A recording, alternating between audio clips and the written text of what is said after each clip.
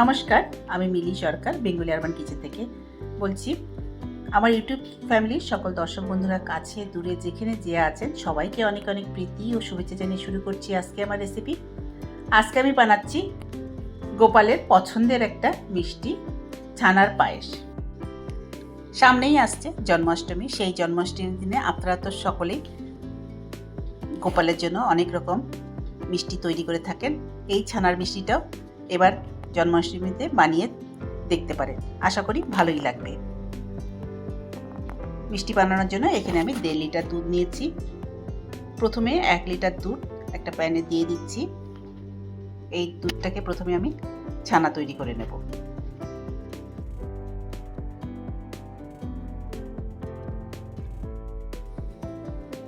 আজকে আমার বানানো এই ছানার পায়েসের মিষ্টি রেসিপিটা আশা করি আপনি স্কিপ না করে সম্পূর্ণ দেখবেন। দেখে যদি ভালো লাগে তাহলে অবশ্যই লাইক করবেন, শেয়ার করবেন আর বেল আইকনটা প্রেস করবেন, তাহলে নতুন কোনো ভিডিও আপলোড হলে আপনি তার নোটিফিকেশনটা পেয়ে যাবেন। 1 লিটার দুধ আমি দিয়ে দিলাম। এরপর এটাকে নাড়তে থাকবো যতক্ষণ না এটা ফুটে ওঠে।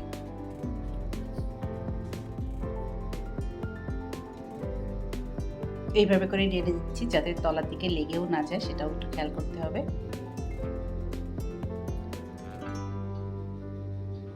এরপর দুধ প্রায় ফুটে এসেছে, একটুখানি ফুটিয়ে নিচ্ছি। তারপর আমি এর মধ্যে দিয়ে দেবো 2 চামচ ভিনিগার। দেখুন দুধ ফুটছে। এবার আমি এর মধ্যে দিয়ে দিচ্ছি ভিনিগার।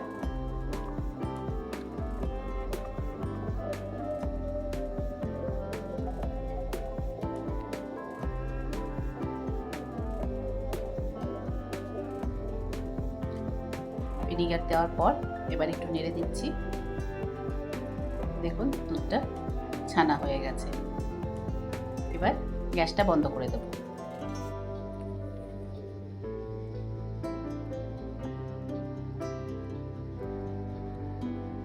দেখুন কেমন সুন্দর ছানা হয়েছে। গ্যাসটা কিন্তু বন্ধ করে দিয়েছি। এবার এটাকে নামিয়ে ছেঁকে নেব। একটা বড় বাটির মধ্যে একটা স্ট্রেনার বসিয়ে দিয়েছি। এরপরে দিয়ে দিলাম একটা পাতলা কাপড় সাদা। এবার এই জল শুদ্ধ ছানাটা এর মধ্যে ঢেলে দিচ্ছি।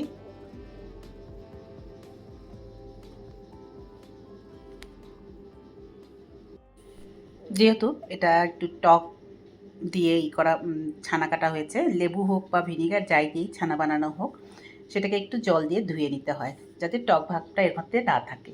টক ভাগ থাকলে যখন আমি এটাকে পায়েস বানাবো তখন কিন্তু কেটে যাওয়ার সম্ভাবনা থাকে। সেই জন্য একটু ভালো করে জল দিয়ে, প্লেন জল দিয়ে এটা ধুয়ে নিতে হবে। তারপরে এইভাবে করে চিপে জলটা বের করে দিচ্ছি।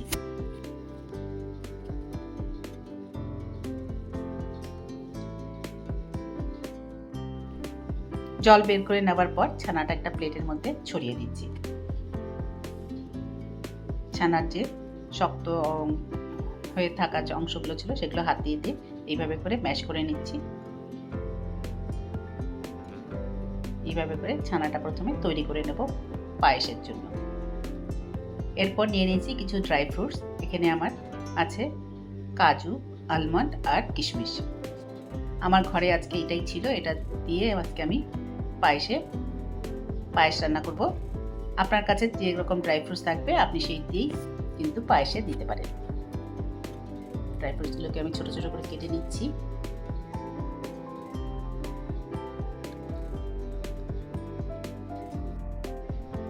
এবার প্যানে দিয়ে দিয়েছি 1/2 লিটার দুধ।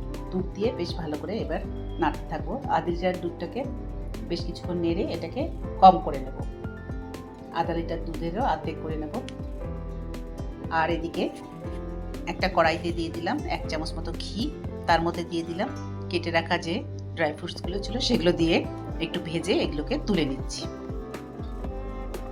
খুব বেশি ভাজবো না, একটুখানি ভাজলেই চলবে।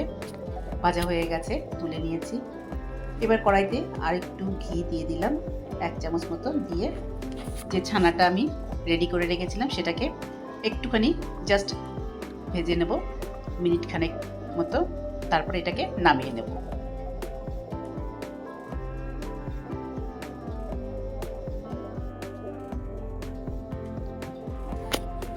এবার দুধের মধ্যে দিয়ে দিচ্ছি 2টো এলাচ।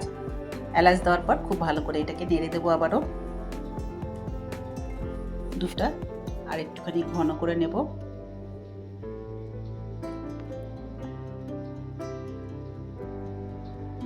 কিছুক্ষণ ফুটিয়ে নেবার পর এবার আমি এর মধ্যে দিয়ে দেবো আগে থেকে যে ড্রাই ফ্রুটস যেগুলো ভেজে তুলে রেখেছিলাম, সেই ড্রাই ফ্রুটস সবটাই আমি এর মধ্যে দিয়ে দিচ্ছি। দুধের মধ্যে দিয়ে আর একটুখানি নেড়ে দিচ্ছি। এরপর আমি এর মধ্যে দিয়ে দিচ্ছি আগে থেকে যে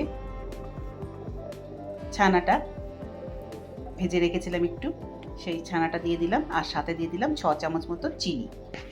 আমি এখানে আজকে 6 চামচ মতো চিনি ব্যবহার করেছি, এতেই বেশ ভালো মিষ্টি হয়ে যাবে। আপনার যদি মনে হয় মিষ্টি আরও একটু বেশি দরকার, সেই ক্ষেত্রে কিন্তু আপনি মিষ্টির পরিমাণ আর একটু বাড়িয়েও দিতে পারেন। মিষ্টি দেওয়ার পর আরও মিনিট 10 এটাকে ফুটতে দেব।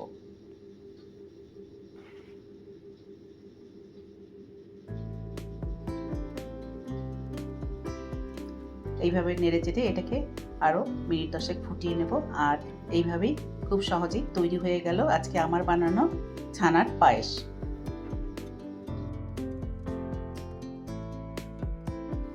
সামনেই জন্মাষ্টমী, সেই জন্মাষ্টমীর দিনে এইভাবে খুব সহজেই ছানার পায়েস তৈরি করে গোপালের ভোগ নিবেদন করতে পারেন। আর চাইলে আপনারা এমনি দিনেও এটা বানিয়ে খেতে পারেন। আজকে আমার বানানো এই ছানার পায়েসের রেসিপিটা আশা করি আপনাদের পছন্দ হয়েছে। যদি পছন্দ হয়ে থাকে তাহলে অবশ্যই লাইক করবেন, শেয়ার করবেন আর সাবস্ক্রাইব করে আমার পাশে থাকবেন। আবার দেখা হবে নেক্সট ভিডিওতে অন্য কোনো রেসিপি নিয়ে। ভালো থাকবেন। Thank you.